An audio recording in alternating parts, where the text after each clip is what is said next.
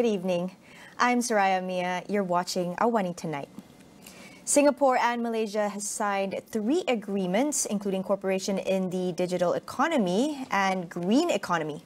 Prime Minister Datuk Seri Anwar Ibrahim and Singapore Prime Minister Lee Hsien Loong said they're committed to tackle outstanding bilateral issues and work together for the benefit of both nations in Anwar's first official trip to Singapore since he took office. Other than that, the two countries also inked a memorandum of understanding that will enable cooperation on issues such as personal data protection as well as cybersecurity. The agreement was between the Ministry of Communications and Information (MCI) as well as Malaysia's Ministry of Communications and Digital. The framework of cooperation in digital economy covers areas such as trade facilitation, cross-border data flows, and electronic payments. The framework on green economy cooperation will look into the development of new and renewable energy-related technology and explore collaboration on electric vehicles and autonomous vehicle standards, among others. They were signed between Singapore's Ministry of Trade and Industry (MTI) and Malaysia's Ministry of International Trade and Industry. Meanwhile, the Prime Minister says food security is one of the opportunities for investment that Singapore and Malaysia can further explore. Anwar adds that the sector is vital amid outstanding issues involving food security facing both nations. I did not suggest that we are exporting to Singapore. I just said it is incumbent for both countries to look at the possibilities to collaborate in increasing food production. It can be, for example, Singapore's investment, major investment, which will meet their requirement and our requirement. That's precisely the point, you see? Because the import have exceeded 65-70 billion ringgit. So we need actually massive investments domestically and also foreign, which includes Singapore because they are our immediate neighbor. Now, the former UMNO leader, Khairi Jamaluddin, says he will not be appealing his sacking from the party. He said that there's no point in appealing as the decision makers in UMNO are the ones who expelled him from the party of 23 years. Khairi said he had discussed the matter with former Supreme Council member Tan Sri Noh Omar and former UMNO Information Chief Shahril Hamdan, who were also part of those purged from the party. Khairi and Noh were sacked last Friday following an UMNO Supreme Council meeting along with 26 members from the party's Pahang branch, 9 from Putrajaya, 5 from Pasir Gudang and 2 from Tanjung Karang. They were sacked for several offences, including contesting as independent candidates and helping opposition candidates in the polls. Khairi, in the first public interview at BFM after the sacking on Friday, continued to criticise both President Datuk Seri Ahmad Zahid Hamidi and his deputy Datuk Seri Muhammad Hassan, saying they have made a unilateral decision to silence the voices of dissent of the party. He added that UMNO members from 191 divisions and more than 1,500 branches across the country would want an open contest to revive the party. The former Rembau MP who lost in Sungai Buloh parliamentary seat last election was vocal in criticising Zahid during the 15th general election.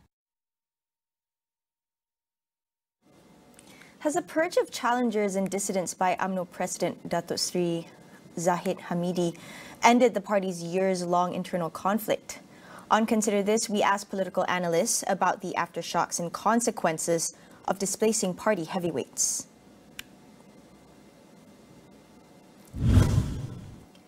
The Centre for Market Education, CME, has expressed serious concerns about the fact that PKR Vice President Nurul Izzah Anwar has been appointed as senior advisor to Prime Minister Datuk Seri Anwar Ibrahim on economics and finance. Its CEO, Dr. Carmelo Ferlito, said the appointment of Izzah contradicted the reformist policies and change preached by Anwar and his government. He added that although Izzah had clarified that she will get no salary for the job, but there is a big misunderstanding surrounding that notion. Carmelo explained that the actual cost of politics paid by the Rakyat is not the cost of salaries, but the consequences of bad policies. He also highlighted that little attention had been given to the implementation of a sound economic policy agenda. According to him, CME has in particular observed over the past weeks that several statements by the Economy Minister Rafizi Ramli were controversial and demonstrated poor understanding of economic theory and reality. He lamented that such statements sounded more like moral preaching rather than practical and implementable policy proposals, which are necessary to tackle the economic downturn, which CME has warned since mid-2021. In other news, Maybank has introduced a kill switch for customers to deactivate their Maybank to You web and the MAE application access if they notice something peculiar or believe that they've been scammed. In a statement today, Maybank said the kill switch is a part of the bank's online security enhancement and ongoing efforts to combat online scams. The kill switch can be activated via the Maybank to You web or MAE app, and once enabled, customers can be automatically logged out of all active online sessions on the MAE app as well as the Maybank to You app and web. For security reasons, during the deactivation period, customers will not be able to log into Maybank to You, and reactivation can only be done after verification via the branch or the Maybank Group customer care. Maybank explained in a statement that this will also prevent scammers or any unauthorized parties from accessing Maybank to You or the MAE app, causing a further outflow of funds. The statement further explained that Maybank has always been committed to ensuring the safety and security of its customers when banking online, and this is evident by the frequent upgrading and enhancement of its systems. Amid inflation and rising cost of living, there have been calls for another round of withdrawals from the Employees Provident Fund, EPF. But as of 2021, over 6 million contributors have less than 10,000 ringgit in savings, with some 3 million having less than 1,000 ringgit. Economist Dr. Barjoya Bardai weighs in on the feasibility of a fifth round of withdrawals. If really we are trying to help the poor and the needy, it will be the B40 and perhaps the M40 that we want to have. And we need to really go deep down and determine what do they need this money for. If it is to pay their debt, to pay the loan that is overdue and so on, then we can find some other means to help them. If it is really they need some money to make sure that there will be food on the table every day, then that is a different thing. We need to really help them, and helping them is not by allowing them to withdraw their EPF saving, because the EPF saving is for long-term investment. Barjoya also suggests for the government to focus on boosting the people's savings instead. The concern here is that EPF has a target that every contributor should retire with at least 250,000. When with 250,000, if they continue saving, they will earn 6% dividend per annum, and they will get roughly every month about 1,000 ringgit, 1,500 ringgit. Is that sufficient to retire? So to me, even 250,000 is not enough. They need 1 million saving by the end of their career. This is perhaps rather imposing to the government, but if we really want to help, we could actually lend them some fund to be invested with EPF. But this fund is something that we lend for over 10 years, and then the dividend from it will go to the contributor, but the principal will stay at the end of the government.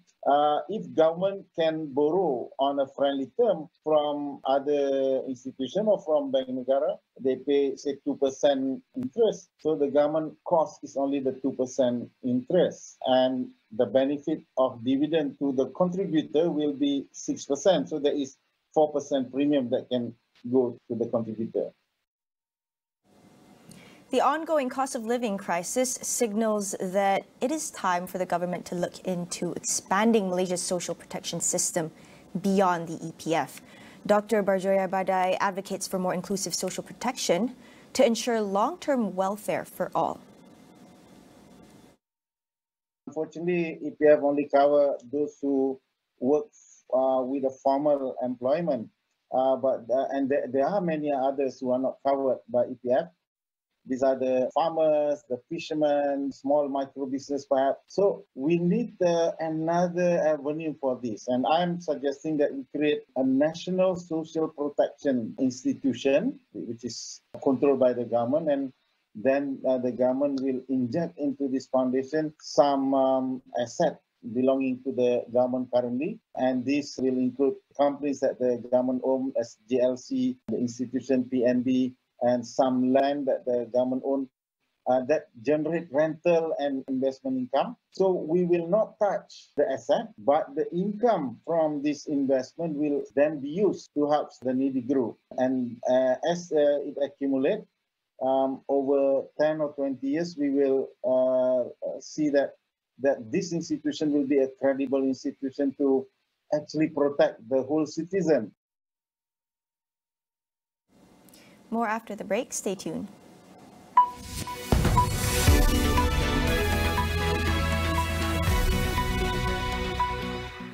New Catador Fondant au Beurre and Cafe Latte Brownie with Australian almonds in rich butter fudge ice cream and Italian chocolate pieces in Cafe Latte ice cream, bringing unforgettable and elevated moments at home. Now available in 2 new flavors.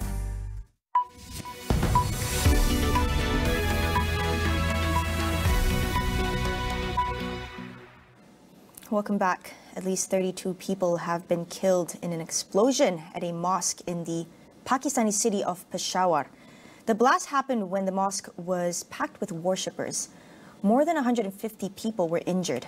Officials say a section of the building was destroyed and people are buried under the rubble. Several others are being taken to local hospitals. The cause of the explosion is unclear, but local officials suspect the attack to be a suicide bombing. So far, no one has claimed responsibility for the attack. Prime Minister Shehbaz Sharif strongly condemned the bombing and promised stern action against those behind the attack. The capital, Islamabad, police has issued security high alert, where security at all entry and exit points to the city have been increased. Meanwhile, Germany Chancellor Olaf Scholz has once again ruled out sending fighter jets to Ukraine, as Kiev steps up calls for more advanced weapons from the West to help push back Russia's invasion.